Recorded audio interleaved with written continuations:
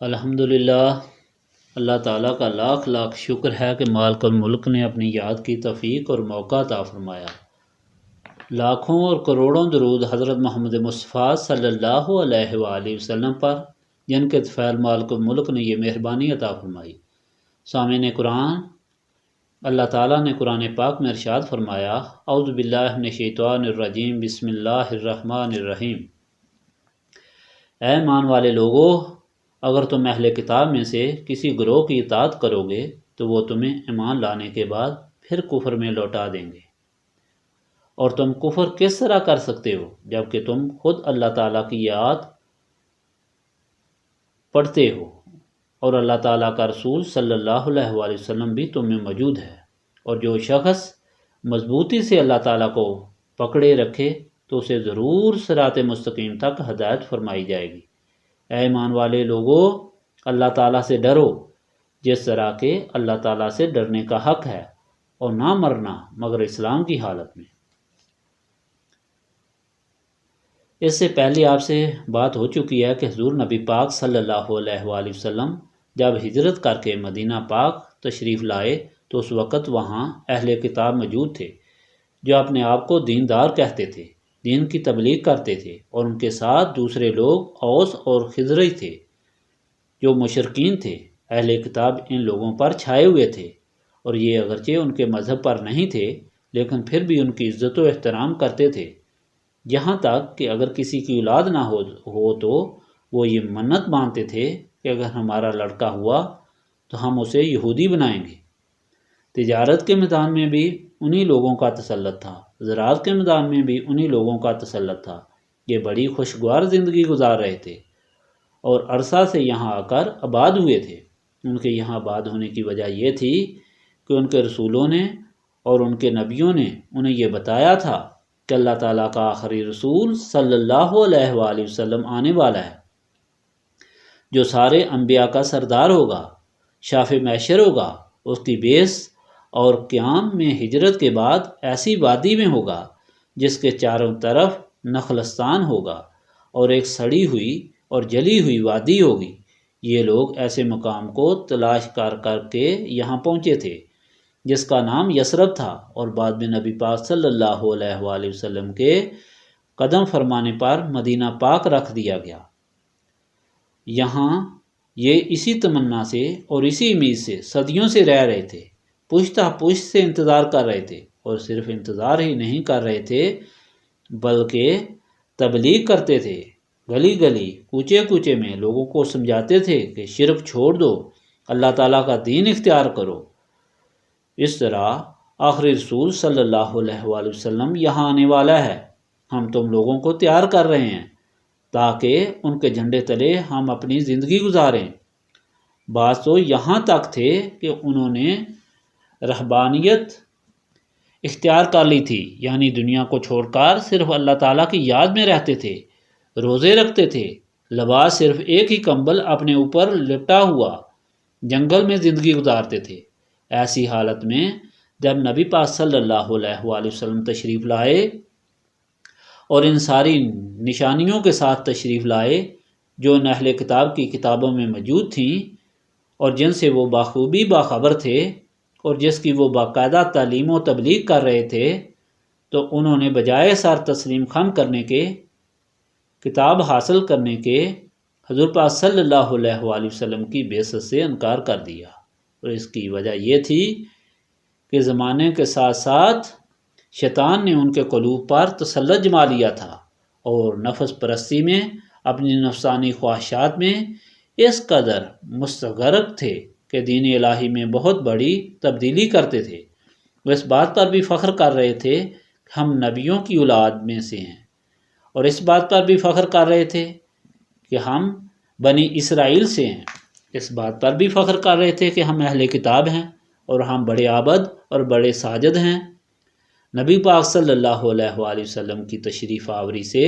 شیطان نے ان کے دل میں یہ خیال پیدا کر دیا کہ وہ عزت و احترام جو لوگ تمہارا کرتے تھے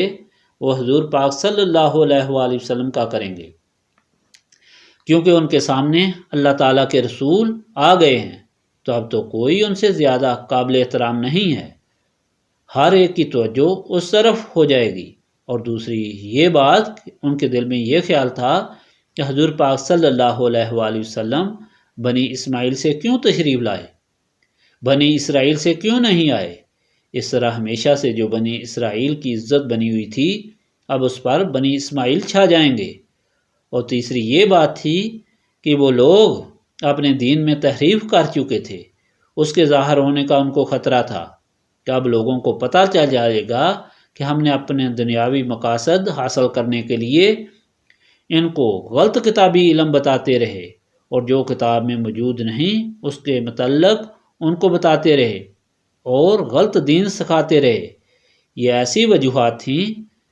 جنہوں نے ان اہل کتاب کو حضور نبی پاک صلی اللہ علیہ وآلہ وسلم کی اطاعت سے محروم کر دیا۔ دراصل بات یہ تھی کہ اگر وہ صدق کے دل سے حضور پاک صلی اللہ علیہ وآلہ وسلم کی طرف ایک بار بھی دیکھتے تو پھر ان کے سینے صاف ہو جاتے اور وہ نسبت رسولی صلی اللہ علیہ وآلہ وسلم سے منور ہو جاتے، تو یہ دنیاوی خواہشات ان پر غالب نہ رہتی اور شیطان کا تسلط ان پر قائم نہ رہتا، لیکن وہ اپنی نفسانی خواہشات لے کر ہی حاضر ہوئے، اور اس طرح وہ اس نسبت رسولی صلی اللہ علیہ وآلہ وسلم سے محروم رہے۔ ایسی حالت میں نبی پاک صلی اللہ علیہ وآلہ وسلم نے انہیں جو تبلیغ فرمائی کہ اہل کتاب تم کیوں اللہ تعالیٰ کی کھلی نشانیوں پر انکار کرتے ہو، تم اللہ تعالیٰ کی نشانیاں دیکھ چکے ہو، تم اپنی کتابوں کو پڑھ کر دیکھو، اپنے نبی کی وصیتوں کو یاد کر کے دیکھو، کیا وہ ساری نشانیاں میں تمہارے سامنے نہیں لایا ہوں؟ اور پھر تم اس میں نقص تلاش کرتے ہو، لوگوں کو گمراہ کرنے کی کوشش کرتے ہو اور خود بھی گمراہ ہوتے ہو۔ جب حضور نبی پاک صلی اللہ علیہ وسلم نے انہیں یہ تبلیغ کی تو ان کے پاس کوئی جواب نہ رہا، اس لیے کہ یہ سب حقیقت تھی اور وہی چیز انہیں بتائی جا رہی تھی جس کی وہ تبلیغ کر رہے تھے۔ تو انہوں نے پھر ایک غلط اعتراض کر دیا جس کا ذکر پچھلی دفعہ کیا تھا کہ آپ صلی اللہ علیہ وسلم یہ کس طرح کہتے ہیں کہ یہ وہی دین ابراہیمی ہے کہ جس کی ہم اطاعت کرتے ہیں، وہ آپ صلی اللہ علیہ وآلہ وسلم لے کر آئے ہیں کہ آپ صلی اللہ علیہ وآلہ وسلم نے بہت سی کھانے کی چیزیں حلال کر دی ہیں، حالانکہ دین ابراہیمی میں یہ چیزیں حرام تھیں۔ اس پر اللہ تعالیٰ نے حضور پاک صلی اللہ علیہ وآلہ وسلم کو حکم دیا کہ ان کو بتاؤ کہ دین ابراہیمی میں یہ تمام چیزیں حلال تھیں، صرف اونٹ کا گوشت حضرت یعقوب علیہ السلام نے اپنے اوپر اس لیے بند کیا تھا کہ وہ بیمار تھے اور انہوں نے منت مانی تھی، اور بعد میں جو چیزیں تمہارے پر حرام ہوئیں وہ تمہاری غلطیوں کی وجہ سے بطور سزا منع کی گئی، مثلا کئی قسم کی چربیاں اور دوسری چیزیں۔ پھر ان کے پاس کوئی جواب نہ رہا کیونکہ یہ حقیقت تھی اور ان کی کتابوں میں موجود تھی۔ تو دوسرا انہوں نے جو اعتراض کیا وہ یہ تھا کہ آپ بیت المقدس کی طرف منہ کر کے نماز پڑھتے تھے، اب کعبہ شریف کی طرف منہ کر کے کیوں نماز پڑھنی شروع کی؟ حالانکہ یہ بیت المقدس نبیوں کا مدفن اور مقام ہجرت تھا اور یہی قبلہ اول ہے۔ اس پر بھی حکم ہوا کہ یہ بات بھی غلط ہے، تم دیکھ لو کہ کھلی نشانیاں موجود ہیں۔ حضرت ابراہیم علیہ السلام نے جو پہلا قبلہ بنایا جس کی تعمیر کی وہ یہ کعبہ تھا، اور اس وقت انہیں بتایا گیا تھا کہ یہ وہی کعبہ ہے جس کو حضرت آدم کے زمانے میں حضرت جبرائیل علیہ السلام نے نشاندہی کی اور بنایا گیا تھا، اور پھر حضرت شیس علیہ السلام نے اس کو بنایا، اور اس کے ثبوت کے لیے دیکھو کہ مقام ابراہیم موجود ہے، تمہارے دادا حضرت ابراہیم علیہ السلام کے پاؤں کے نشان اس پتھر پر موجود ہیں، وہ پتھر موجود ہے جس پر کھڑے ہو کر انہوں نے کعبہ شریف کی تعمیر کی تھی، اور باقی کھلی نشانیاں جو کہ امن کی نشانیاں ہیں کہ یہاں جو بھی داخل ہوتا ہے وہ امن میں رہتا ہے۔ اور پھر حج کے سارے مناسک جو حضرت ابراہیم علیہ السلام کو سکھائے گئے تھے وہ دیکھو، اور حج جو تمام انبیاء علیہ السلام کرتے رہے اور وہ اسی کعبہ کا کرتے رہے، اس پر بھی ان کے پاس کوئی جواب نہ رہا، اور اب ان کے پاس اعتراض ہی کوئی نہ رہا، لیکن وہ پھر ایمان نہ لائے، اس لیے کہ جس طرح میں نے پہلے بتایا کہ ان کے سینے سیاہ ہو چکے تھے۔ ان کے سینوں کی حالت اس طرح تھی کہ جس طرح چکنے پتھر یا الٹے برتن جس میں کوئی چیز نہیں آ سکتی، جو اچھی چیز ہے وہ انہیں قبول نہ تھی اور وہ ہمیشہ برائی کو قبول کرنے والے لوگ تھے۔ ایسی حالت میں ایک تو وہ اس نعمت اور رحمت سے محروم ہوئے، اور صرف انہوں نے انکار ہی نہیں کیا بلکہ انہوں نے یہ کوشش شروع کر دی کہ ہر طریقہ سے ان لوگوں کو بھی گمراہ کریں جو ایمان لے آئے اور جو خوش بخت ہیں۔ تو اس پر یہ ارشاد الہی نازل ہوا، جس ایک بار یہودیوں میں سے ایک بوڑھا آدمی شاذ بن قیس جو اسلام کا سخت دشمن تھا وہ گزر رہا تھا۔ اس نے دیکھا کہ اوس اور خزرج دو قبیلے جو پہلے مشرک تھے اور ایک دوسرے کے سخت دشمن تھے، جن سے یہی اہل یہود فائدہ اٹھاتے رہے تھے، وہ آپس میں بیٹھے ہوئے بڑی محبت اور پیار سے باتیں کر رہے تھے، کیونکہ یہ امن، یہ پیار نبی پاک صلی اللہ علیہ وآلہ وسلم کے قدم فرمانے سے انہیں حاصل ہوا تھا۔ تو اس کو سخت دکھ ہوا کہ جب تک یہ لوگ آپس میں اتفاق اتحاد رکھتے ہیں اس وقت تک ہم ان پر پھر تسلط حاصل نہیں کر سکتے، بلکہ ہمیں تو شکست ہوگی اور مصیبت کا سامنا ہوگا۔ ہم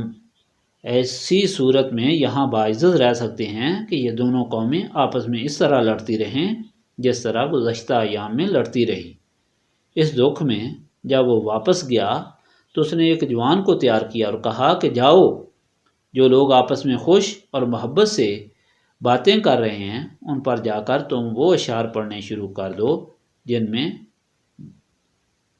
جنگ لباق کا ذکر ہے، جو 100 سال پہلے اوس اور خزرج کے درمیان ہوئی تھی اور جس میں ہزاروں لوگ قتل ہو گئے تھے، اور اوس نے خزرج پر تسلط اور فتح حاصل کر لی تھی۔ اس جوان نے جا کر اس محفل میں وہ اشعار پڑھنے شروع کیے، تو جو لوگ اس میں اوس اور خزرج کے بیٹھے ہوئے تھے ان کے اپنے پرانے مقتول باپ دادا یاد آ گئے، اپنی شکست و فتح یاد آ گئی، اور ایک دم ان کا خون جوش میں آ گیا اور ایک دوسرے سے جنگ کے لیے تیار ہو گئے۔ گھر جا کر ہتھیار لے آئے، تلواریں نکال لیں، اور بالکل قریب تھا کہ وہ کٹ مرتے۔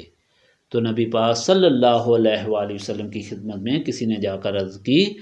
تو حضور پاک صلی اللہ علیہ وآلہ وسلم خود تشریف لائے اور آ کر میدان میں کھڑے ہو گئے اور فرمایا کہ عجیب بات ہے، میں تمہارے اندر موجود ہوں اور پھر بھی تم جہالت کے کام کرتے ہو، تم ایمان لے آئے ہو، اللہ تعالیٰ کی یاد پڑھتے ہو،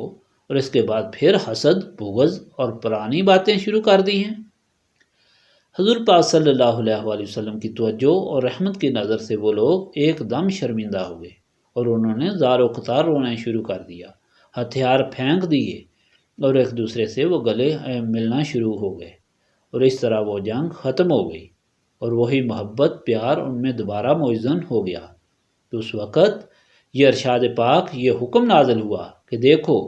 تم ان لوگوں کی تابع داری مت کرو، یہ لوگ دشمن ہیں، اسلام کا جو دشمن ہے یا تھا، لیکن اس کے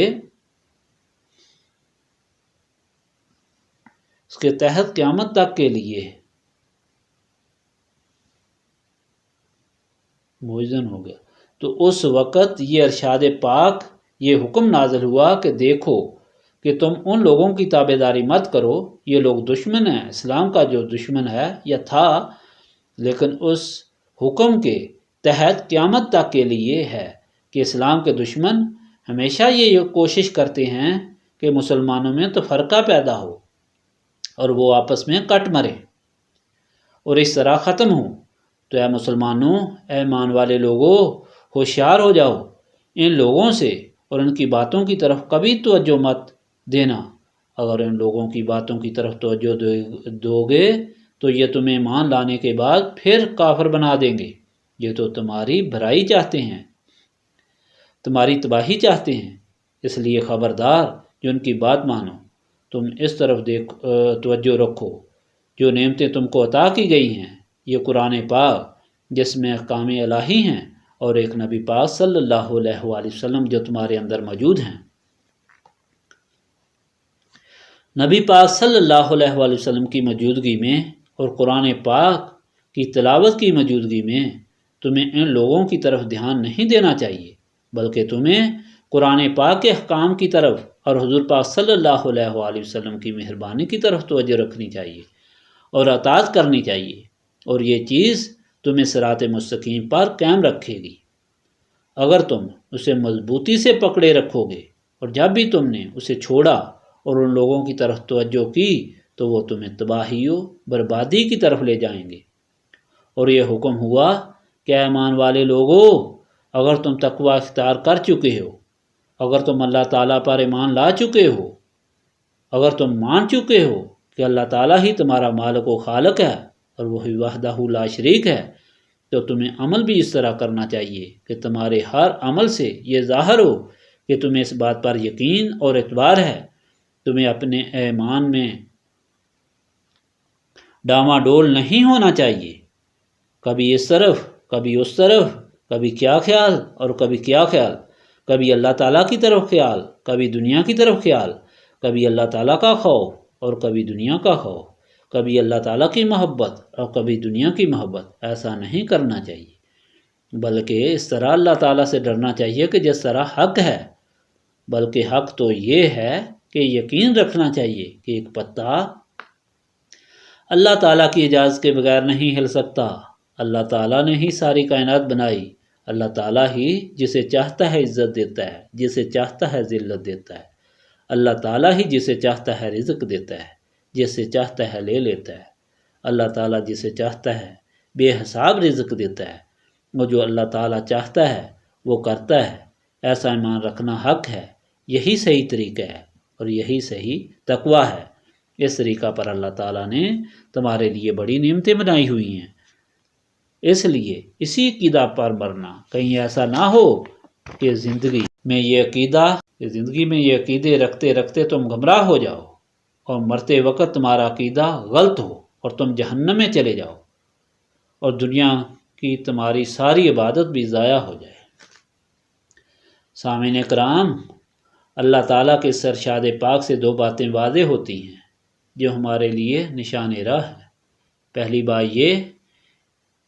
کہ شیطان اور شیطان کے پیروکار ہمیشہ اسلام کے دشمن ہوتے ہیں۔ یہ دشمنی اس حد تک ہوتی ہے کہ وہ ہمیشہ تلاش کرتے رہتے ہیں کہ کس طرح ہم ان مومنین کو ذلیل و خوار کریں، اللہ تعالیٰ کی نعمتوں سے محروم کریں، اللہ تعالیٰ رسول پاک صلی اللہ علیہ وسلم سے دور کریں۔ دوسری یہ بات کہ جو شخص اللہ تعالیٰ کی کتاب مضبوطی سے پکڑتا ہے، یعنی اللہ تعالیٰ کے احکام پر عمل کرتا ہے اور اللہ تعالیٰ کے رسول صلی اللہ علیہ وآلہ وسلم سے نسبت رکھتا ہے،